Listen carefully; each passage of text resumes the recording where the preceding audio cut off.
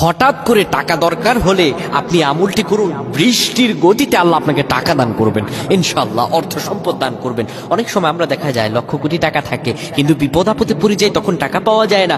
আপনার যদি হঠাৎ কোনো টাকা প্রয়োজন হয় আপনি আমলটি করুন, ঝড়ের গতিতে আল্লাহ তাআলা আপনাকে অর্থ সম্পদ টাকা দান করবেন ইনশাআল্লাহ, আপনি যদি আমলটি খাঁটিভাবে করতে পারেন। আমলটি আপনি যেইভাবে করবেন, প্রথমে ওযু করে নিবেন, ওযু করে নেওয়ার পরে কিবলামুখী হয়ে পড়বেন আউযু বিল্লাহি মিনাশ শাইতানির রাজীম। এটা পড়ার পরে আপনি পড়বেন সুবহানাল্লাহ 555 বার, সুবহানাল্লাহ 555 বার, সুবহানাল্লাহ 555 বার। বিসমিল্লাহ পড়বেন 21 বার। বিসমিল্লাহ কয়বার বলেন বলেন? 21 বার।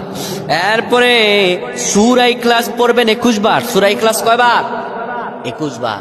সূরা ইখলাস পড়বেন 21 বার। এরপরে সুবহানাল্লাহ 55 বার পড়বেন।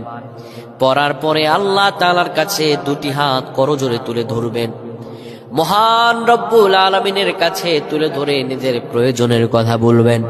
আমার আল্লাহর কাছে চাইতে দেরি হবে, আপনার হতাশা হতে হবে না, আল্লাহ তাআলা আপনাকে দান করে দিবেন।